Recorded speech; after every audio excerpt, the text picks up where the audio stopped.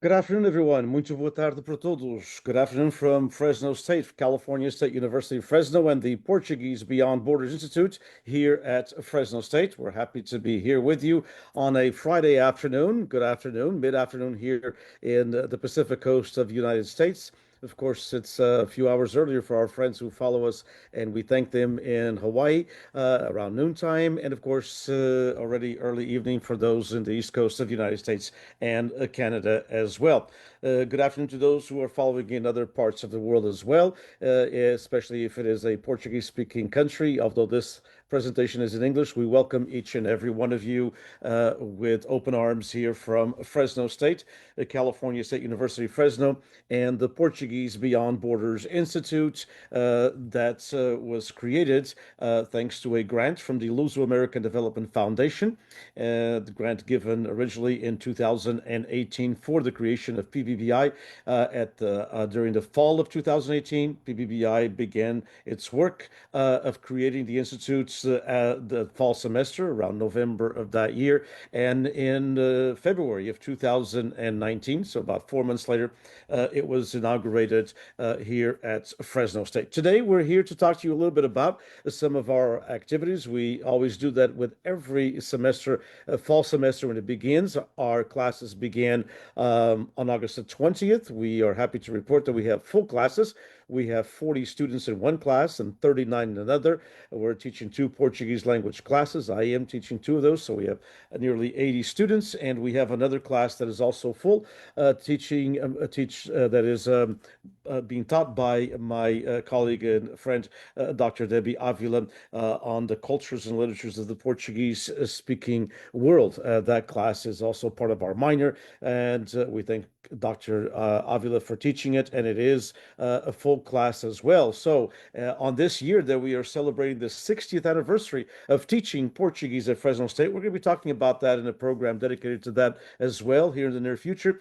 We are very, very happy to have basically around 110 students in just three courses. So, very, very happy for that. We welcome the students who are following us as well. All of those at Fresno State, faculty, staff, and family and friends, and those of you who are following us throughout the Central California, any part of California, and any part throughout the world. I'm going to share with you my screen. Hopefully, you'll be able to see it come up here real quick and share you what we're going to be talking about today. Here it is. I hope you can all see it. And we're going to be talking exactly about the Bruma publications. As all of you know, Bruma publications is something that we have here at Fresno State.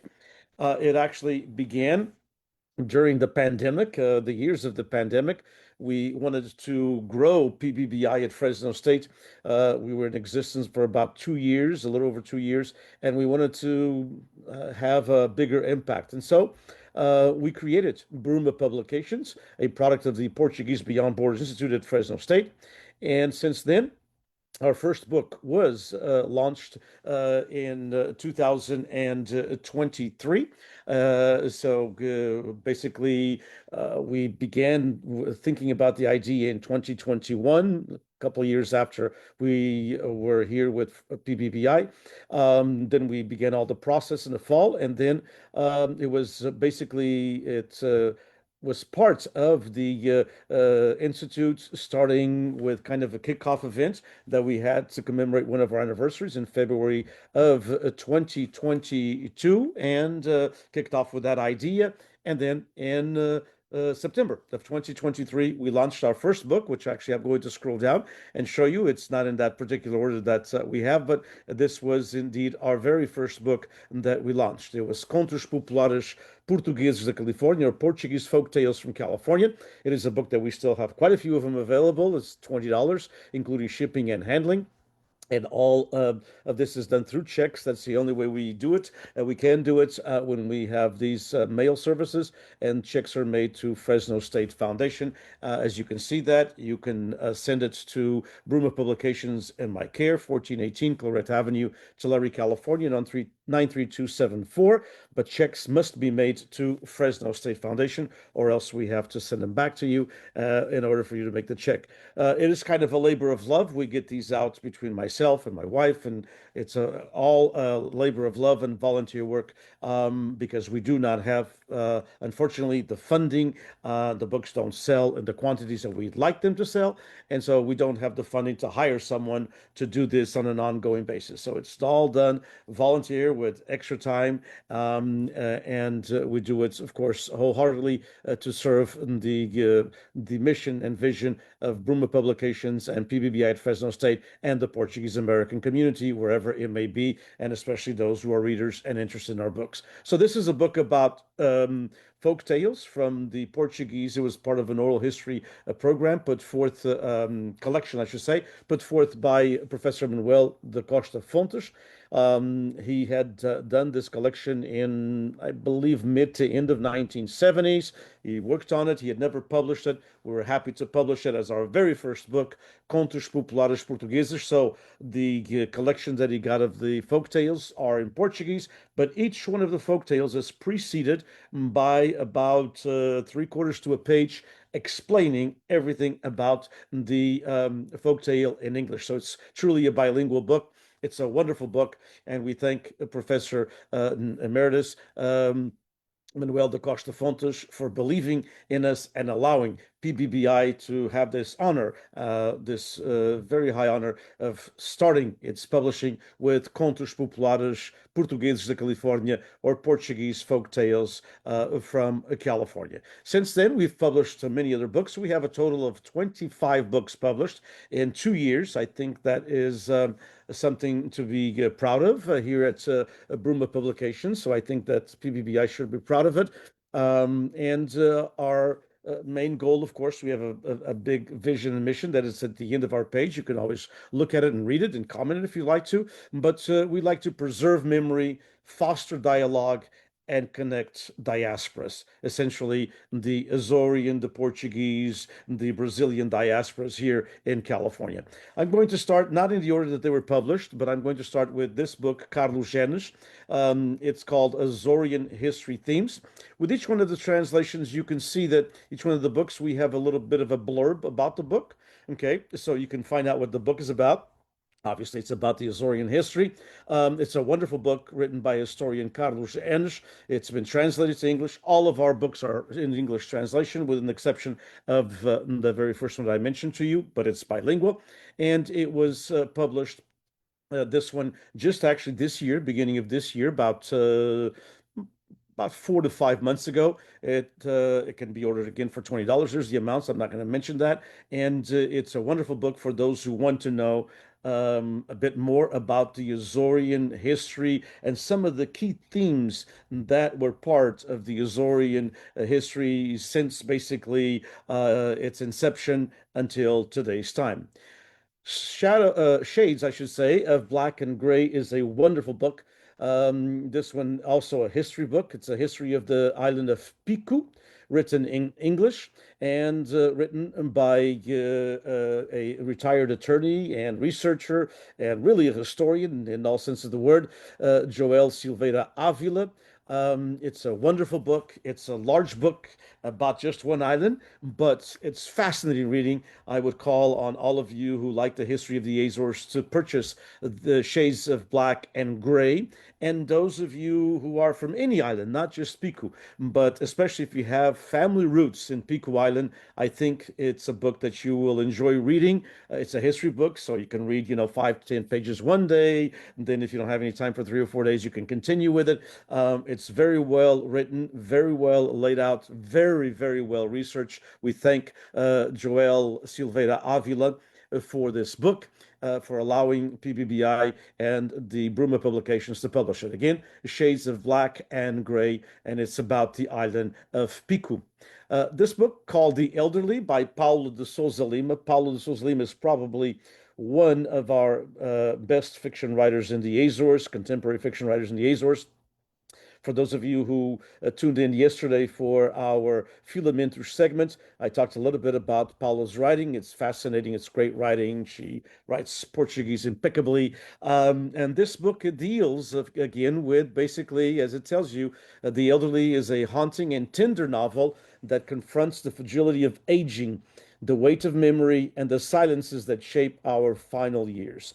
It's a wonderful book. It's a hard read at times, but it's very enlightening in many ways, and it is indeed a book that I'm sure will touch your heart.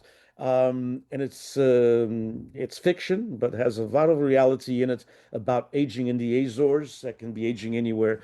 It's really a book about aging in the Azores, but the theme, of course, is universal. And Paulo de Souza Lima did a wonderful job in this book. It is translated. It's called The Elderly. Another book is called Whispering Tides. This is from poetry from the archipelago of Madeira. Whispering Tides gathers the lyrical voice of João Carlos Abreu, which is one of Madeira's most enduring poets. And so we were happy to take basically an anthology of João Carlos Abreu, wonderful poet, wonderful human being. It's called Whispering Tides. It was published with us, with another publishing house in Madeira. It is actually sold out in Madeira. I believe we may have 30 or 40 copies, if that, left of Whispering Tides.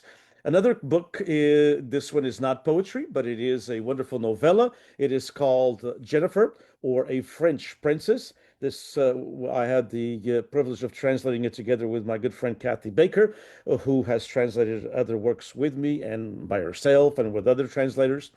So Jennifer is a haunting and again tender portrait of the hidden Azores, those real unknown islands, or as we call it, the truly unknown islands, where public housing projects, I should say, stand in the shadow of volcanic cliffs, and childhood at times is lived between resilience and fragility. It's a wonderful story. It's a novella, so it's a short book. We are very, very happy that this book is the finalist, one of the three finalists for the 44th annual Northern California Book Awards in the translation of prose, of fiction. And so, very, very honored that this book by Bruma Publications and Letras Lavadas, originally written, and it's still his work, just in translation, by Joel Neto, one of the Azores premier writers as well. And it is one of the three finalists. So, actually, this Saturday will be this Saturday here in California, of course.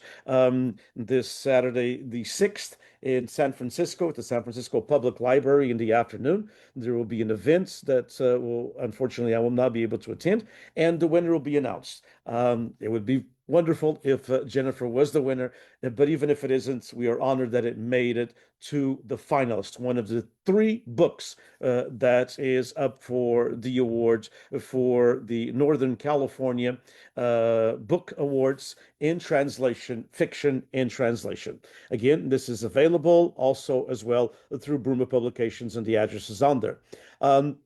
Into the Azorian Sea was one of our early on books. I believe now this book is about a year and a half old. It is actually sold out in the Azores. We're looking at a second print, a second edition in the Azores. Here we still have a few copies. I don't know, maybe 50 or 60 at least, of Into the Azorian Sea.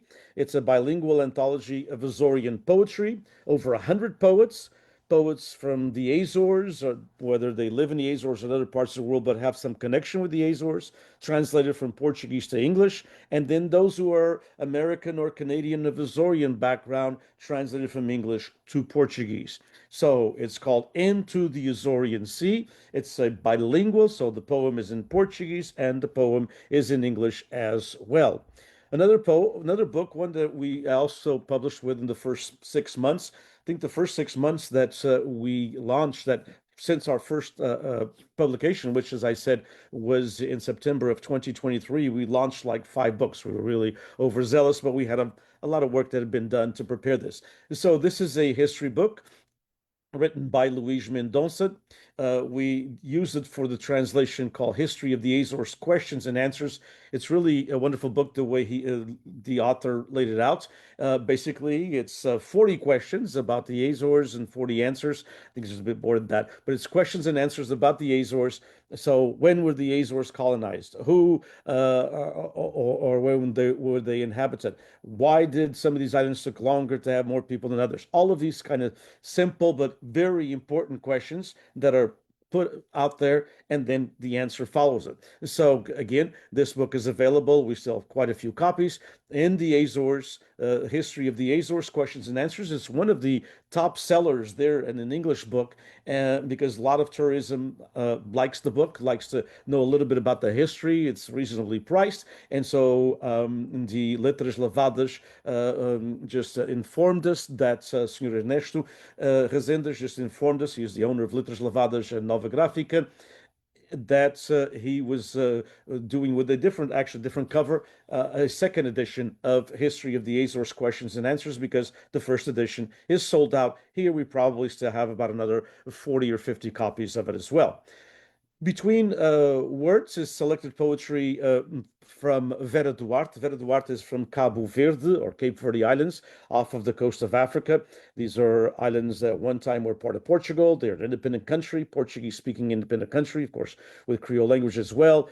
Vera Duarte is probably the archipelago's best-known poet in the archipelago and in the Portuguese-speaking world. She is a dear friend, and we are honored to have her as the first poetry book, or the first book that we actually published from a Lusophone author, in this case, a Lusophone poet. So it's a collection of her poetry. We have a few of these left as well. Through the Walls of Solitude is again a selection of poetry from Alamo Oliveira, who recently passed away a few months ago, 3 months ago. And Alamu is one of the Azores' premier writers. Through the Walls of Solitude was also nominated and shortlisted. It also made it to the finals last year for the Northern California Book Awards for translation in poetry. And it was a top three. It was not the winner, but it was the top three, and we're very, very happy. If you want to know anything about the Azorean soul, I really would encourage you to buy Through the Walls of Solitude, poetry of Alam Oliveira. Calligraphy of Birds by Angela de Almeida. We actually have two different versions. This one is a project that we did with Nona Poesia and Letras Lavadas in Ponta Delgada. One side of the book is in English, the other side of the book is in Portuguese. Calligraphy of the Birds is, as I put there, as we put on the little blurb to talk a little bit about the book, is a luminous collection of poems by Angela Almeida. In these verses, birds become both script and song, inscribing freedom, exile, and intimacy across landscapes of memory and silence. Angela de Almeida is a wonderful contemporary poet. She is not just a poet of the Azores, she is a poet of the world. Her themes are both Azorean and universal. And so this book, it's actually a hardcover book, a heck of a deal for $12, because it's a hardcover book, one side of it in English, one side of it in Portuguese. We'll talk about Calligraphy of the Birds in a little bit as well, because there's another edition. This one is from Alberto Pereira. Alberto Pereira is one of mainland Portugal's prominent poet.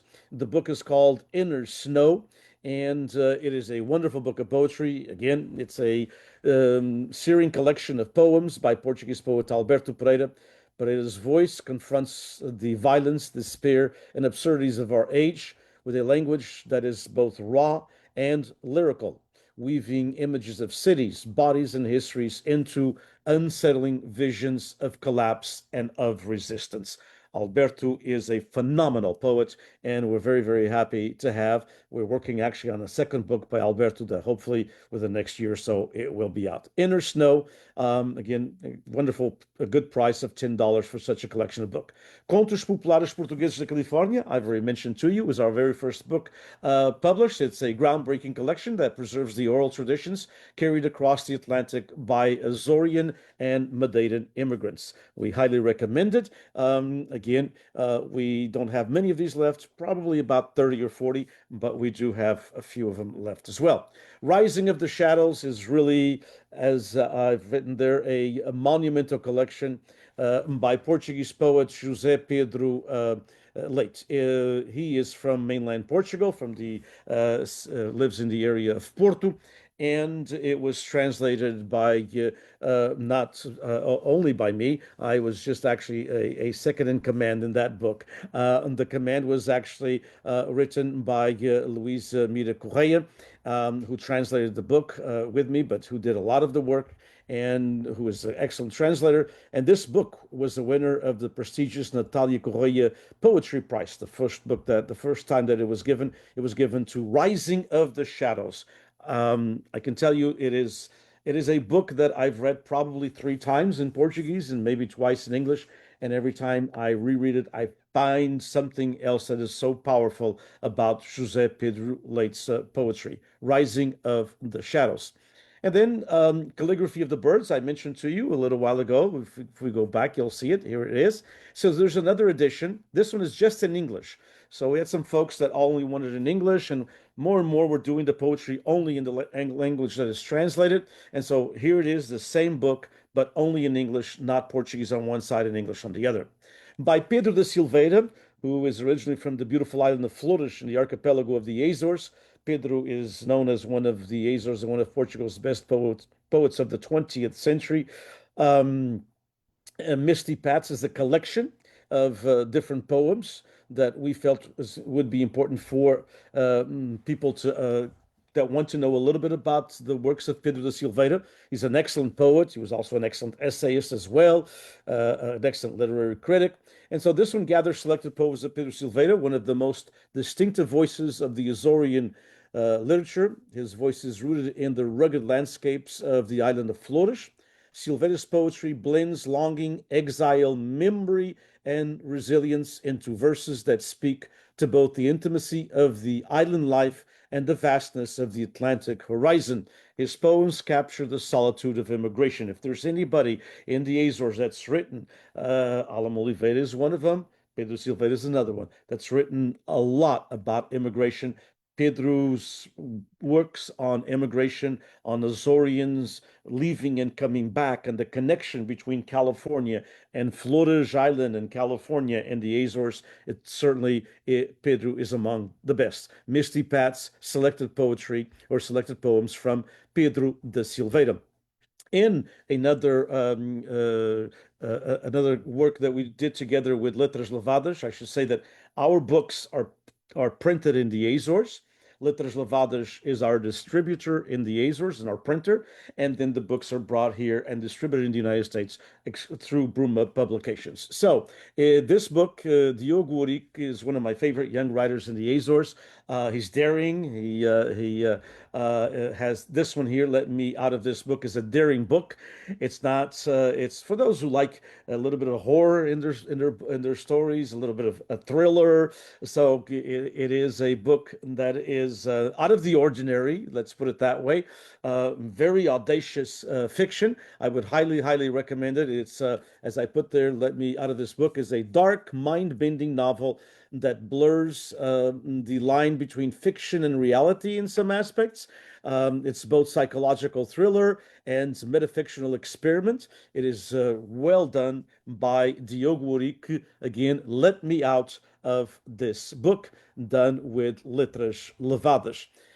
Another collection of poetry. The Azores are known for its great poetry and great poets. Dripping Words, selected poetry from Madalena Ferrin. Madalena was born and raised in the island of Santa Maria in the archipelago of the Azores, an island that sometimes is forgotten, but it's one of the beautiful islands of the Azores.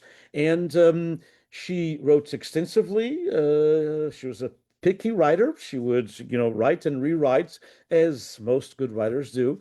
And Dripping Words gathers the incandescent voice of Madalena Ferrin, born in 1957, and she passed in 2003. It's one of the most original poets. She's one of the most original poets of the Azores. Her poems unfold the alchemy in my flights, basically, where islands become both prison and promise, where sea and sky merge into myth.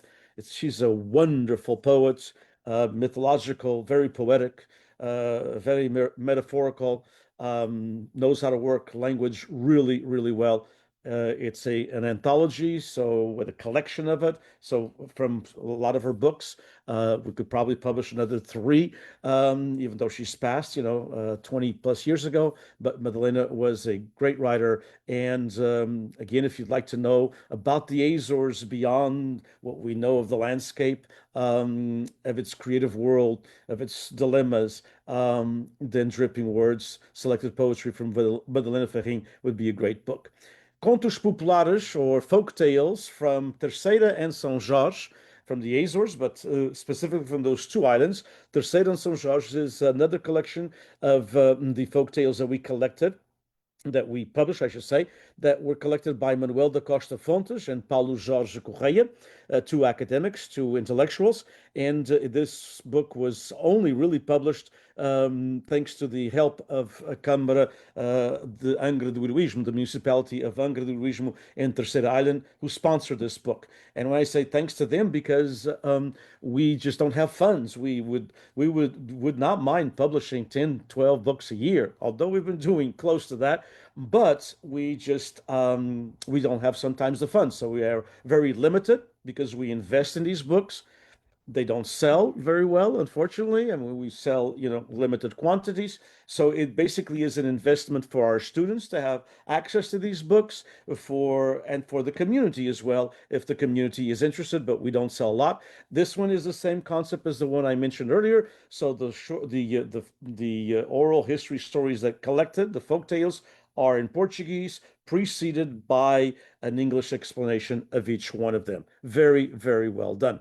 The Azores, the Atlantic, and the Global Challenges, Geopolitics and Diaspora is a book that was edited by Professor Dulce Maria Scott, by Professor Ana Mónica Fonseca, by Dr. Antonio Monteiro, and I collaborated as well. And it was basically the studies that were done and published and presented at the Forum LPAZ in Santa Maria in 2023, so in the fall of 2023, and then it was published. This book was published in 2024, and so it is an overview of various disciplines. From the social science to literature, about the Azores, and it's global. It's the globalness of the Azores and basically the archipelago and all of the Atlantic, with opportunities and, of course, challenges when it comes to the archipelago and its diaspora as well. I No Longer Like Chocolates is a wonderful book. It's a moving, unflinching novel from the celebrated Azorian author Alam Oliveira. At once intimate and universal, it explores memory, longing, and the fractures of family and community against the backdrop of the mid 20th century Azores and the Azorian diaspora. And so the book basically happens, most of it, in between the Azores and the Central Valley. It is a family that immigrated to the Central Valley. Their story is basically here in the Central Valley and throughout parts of California, but mixing in with visits to the Azores and with memories of the Azores. I No Longer Like Chocolates. This is the second edition. The very first one was done by Portuguese Heritage Publications of California. I don't know, probably almost now, very close to 20 years ago. We just published a second edition this spring. And so we're very grateful to have this. This book, I No Longer Like Chocolates, is part of our reading material for our class that we are going to be teaching in the fall, I should say the spring. We are in the fall now. In the spring of 2026, on the Azores, as far as Azorian history, culture, and literature, because this is a unique book that doesn't talk just about the Azores, but it talks about the other part of the Azores, the Azorian diaspora, the communities, and particularly here in Central California. Going to the Horizon is another poetry collection, this time by Marcolino Candeias, who this book, Going to the Horizon, gathers the poetic legacy of Marcolino Candeias, which is one of the most distinctive voices of Azorian literature. He was born in Cinco Ribeiras, Terceira, Azores. He lived in mainland Portugal. He lived in Canada. He returned to the Azores, where he was a public servant. And Marcolino Candeias is a wonderful poet, again, touching a lot on immigration as well, Going to the Horizon. Pessoas Terceira was a joint venture between Bruma Publications and Editora Dois Caminhos, that is owned by author Joel Neto and his wife Marta Cruz, and they also are the owners of that magnificent bookstore. If you ever visit Terceira Island and Angra, Lar Doce Livro, or Home Sweet Book, and make sure you go visit the bookstore. It's more than a bookstore; it's a cafe. You can have lunch, you can have coffee, you can have a drink. You can look through books. In the evening, they have cultural entertainment, they have music, they have poetry readings, they have book presentations, they have discussions. It's really a cultural center for Angra. And so Fernando Pessoa, which, as many of you know, is Portugal's finest writer of the 20th century, most well known, and one of the best writers in Europe of the 20th century as well. Fernando Pessoa lived for a short time in Terceira. His mom was from the island of Terceira, and he began a bit of his writing as a youngster in Terceira.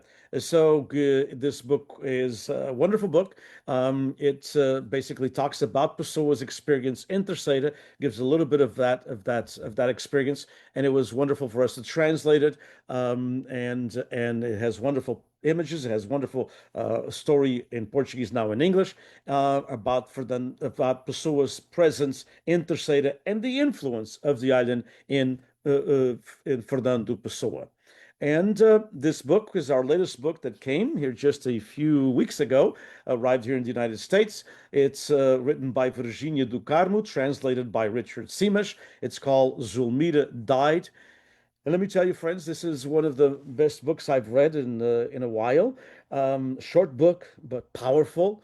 It's really. I'm not going to talk too much about it. Just that this is a powerful and lyrical book that sheds light onto the silent story of Zulmira, a woman whose life and the struggles, I should say, more than one struggle, lots of struggles, resonate with those of countless others in Portugal and throughout the world.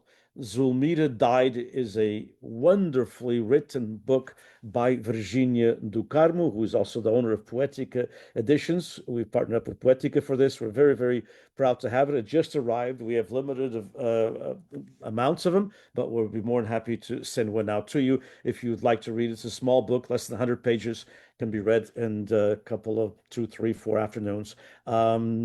And it will touch you. I'm sure it will touch you.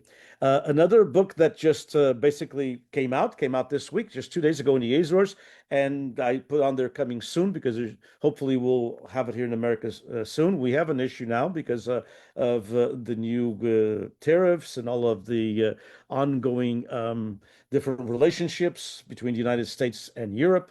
The CTT, which is the postal service in Portugal and many others, I believe there's like 12 other European countries as well, is not sending any packages to the United States. No packages. Started on August 25th. And so because of the tariffs, they don't know exactly how to deal with it. Hopefully it is a temporary thing. Hopefully they will figure this out between the US and its European partners.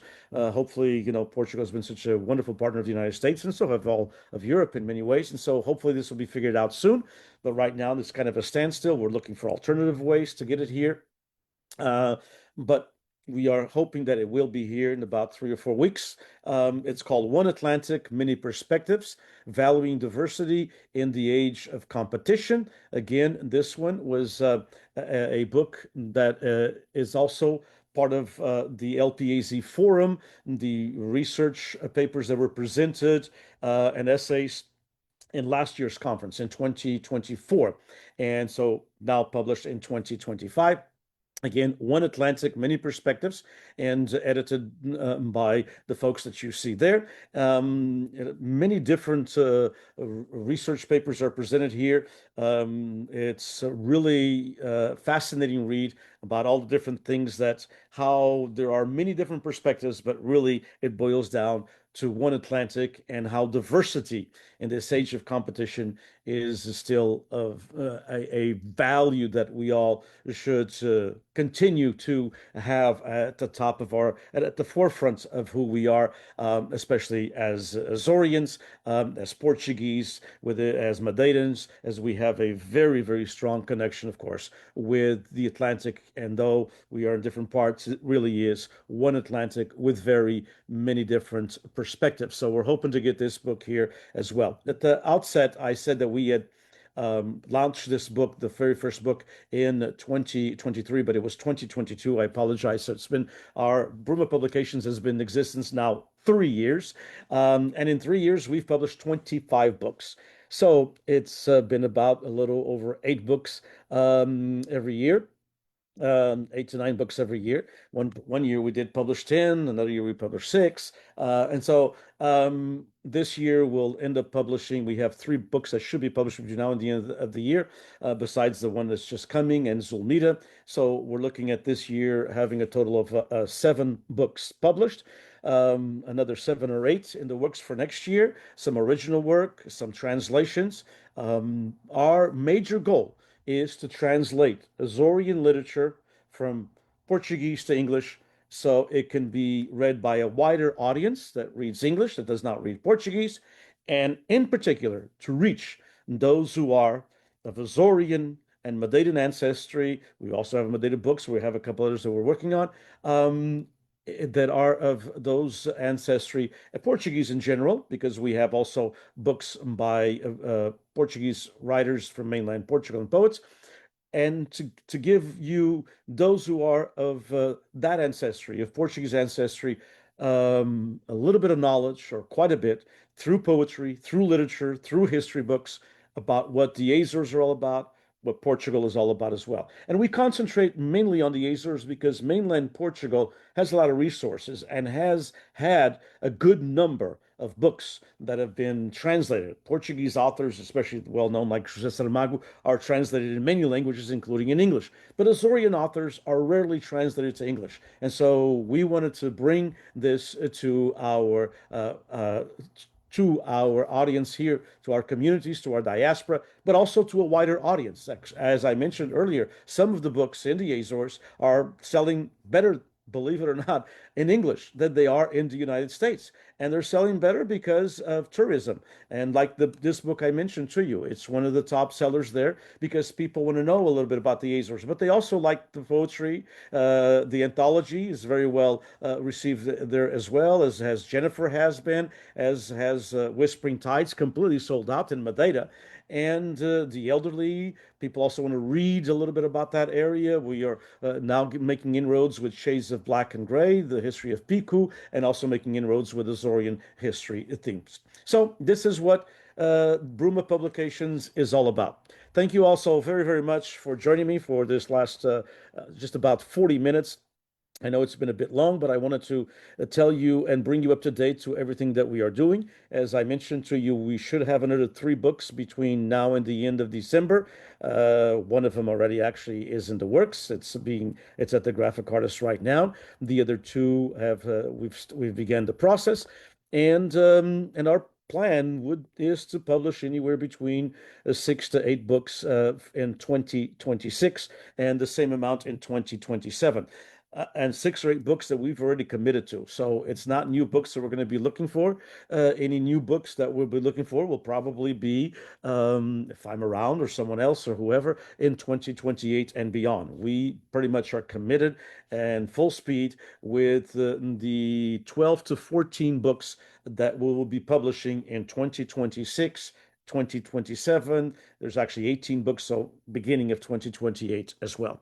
All of them in translation, some of them original poetry from here, from Portuguese American authors. Most of them, as I said, most of it in translation because what our main goal is to bring those voices, I should say, from the Azores, from Madeira, to the communities, to the diaspora here in North America, in the United States and Canada, in Bermuda, also any other parts of the world. And in the Azores, they are there for locals who also now read English, of course, as you know, and also to the thousands of tourists that stop in the Azores, whether it be on a cruise ship or go to the Azores for a week or two or three, getting there, of course, through on an airplane. So the book industry in the Azores is phenomenal for such a small group of islands with only 248,000 people. And last year, if I am not mistaken, I'm talking about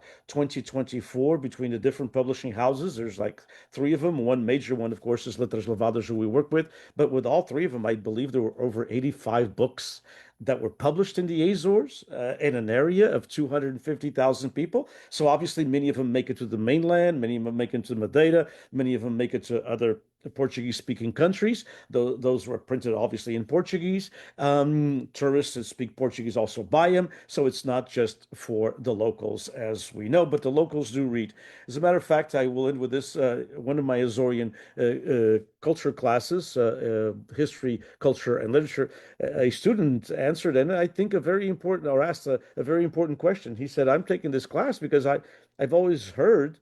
He was a Portuguese ancestry, of Azorian ancestry, that people, years ago didn't know how to read or write in the Azores. And in the syllabus, you talked about a history of publishing and a history of writing in the Azores. That's, a few hundred years, past a few hundred years. And so, but I heard that even 40, 50 years ago, a lot of people didn't know how to read or write. But the art of storytelling, even though people who did not know how to read or write, the art of storytelling was always an important part of the Azores and of who we are. So it was passed on verbally, and some people read. There was a tradition in many villages of the Azores 65, 70, 80 years ago, 100 years ago, especially, I would say, in the last like 60, 70 years ago, when there was a lot more things published, that people read to others. People would read, I should say, to others. So these books were read to those who did not know how to read. So there's been a very, very strong literary tradition in the Azores and a strong storytelling tradition in the Azores and Madeira as well. And we want to bring that to the diaspora. That is part of our vision and mission. That is part of why we exist. We, when I mean we, I mean Bruma Publications, as part of the Portuguese Beyond Borders Institute at California State University, Fresno.